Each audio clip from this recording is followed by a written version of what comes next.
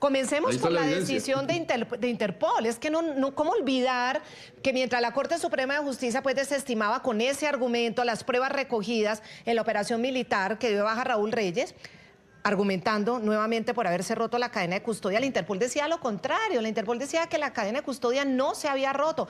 La mayor organización internacional de policía criminal del mundo, con 196 países integrantes y además que son expertos en esto, en ver cadenas de custodia, concluyó que los archivos de los computadores de Raúl Reyes no fueron manipulados, es decir, esa custodia nunca se perdió. Y miren aquí este gráfico que quiero que lo vean. Es que no fue el director de la Interpol, fueron 64 especialistas en ese tema que comprobaron la autenticidad de esos correos.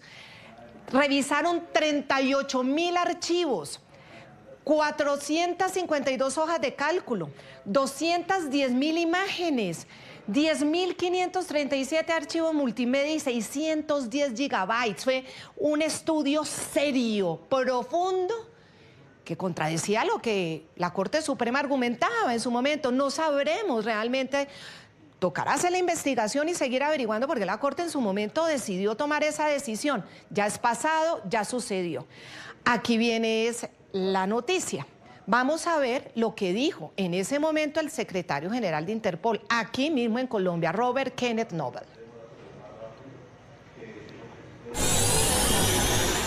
El examen forense cuidadoso y completo de cada una de las evidencias computacionales incautadas por las FARC y en consideración de toda la evidencia revisada por nuestros expertos, Interpol concluye que no hubo ningún tipo de alteración, repito, ninguna alteración de los datos de la evidencia computacional siguiendo a su incautación el 1 de marzo de 2008.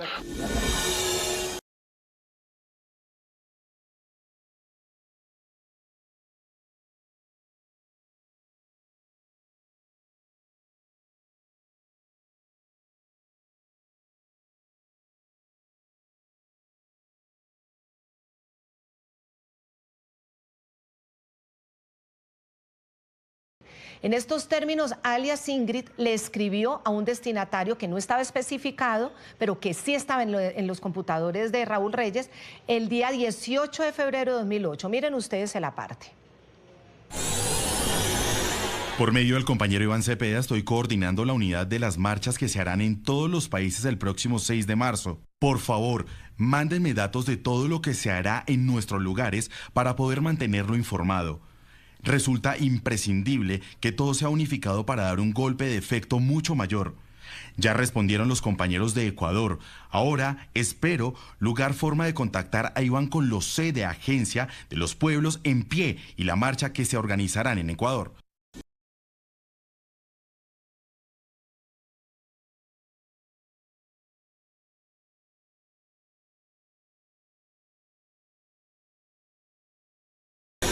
Sobre la marcha del 4 de febrero, sin duda nos faltó orientar al partido clandestino y al movimiento bolivariano, pero con semejante maquinaria de la manipulación puesta en marcha, muy poco habríamos podido hacer.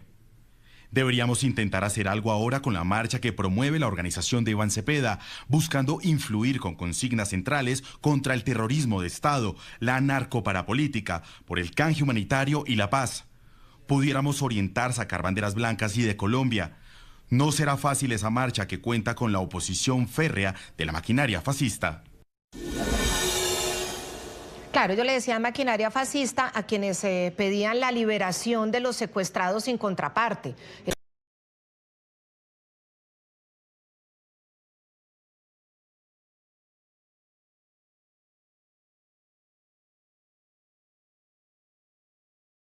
Estuvimos revisando los archivos del programa La Noche y el 1 de agosto de 2008 este programa reveló en exclusiva la información que contenía el computador incautado por las autoridades españolas, otro computador, pero en este caso incautado por las autoridades españolas, a una señora llamada Remedios García Albert.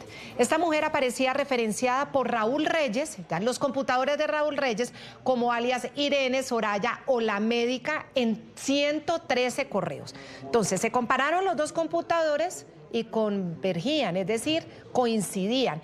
Ella era señalada como uno de los enlaces principales de las FARC en Europa. Fue capturada en 2008 en Madrid, España, y luego dejada en libertad con el pago de una fianza.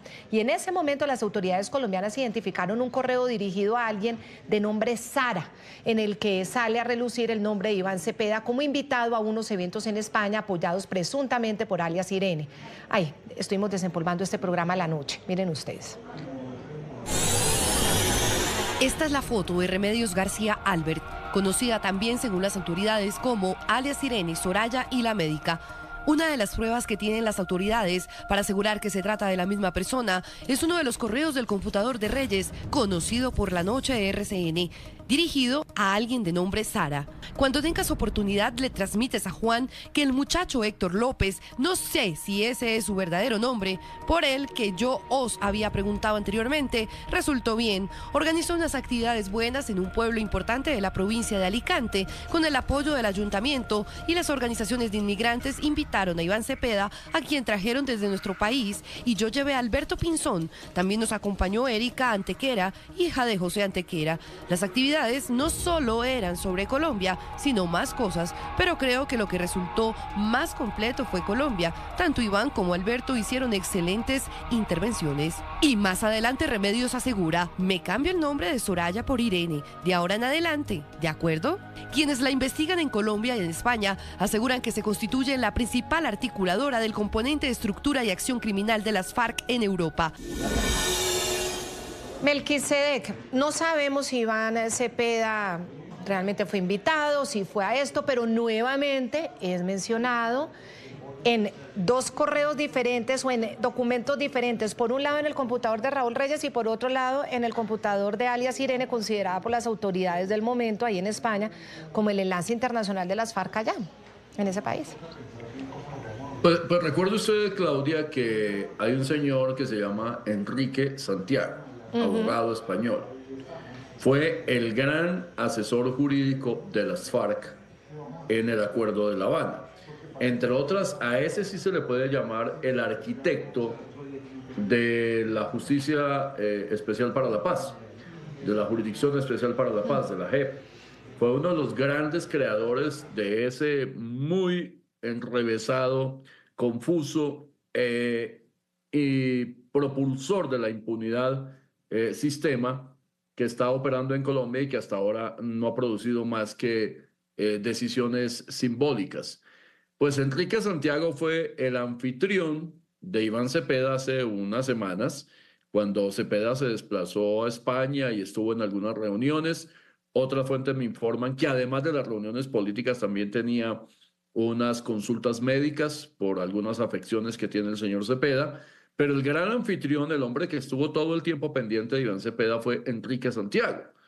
De manera que aquí usted lo único que tiene que hacer es concatenar hechos públicos, pronunciamientos o silencios también que ha tenido el señor Cepeda en muchos episodios relacionados con Venezuela, con las FARC, pero también actuaciones muy controvertidas, muy polémicas, como esa defensa acérrima que hizo, según él, de la honorabilidad, de la honestidad y de la palabra empeñada del criminal Jesús Santrich, que lo defendió a capa y espada hasta que Santrich se voló y volvió a aparecer con un fusil terciado al hombro al lado de Iván Márquez.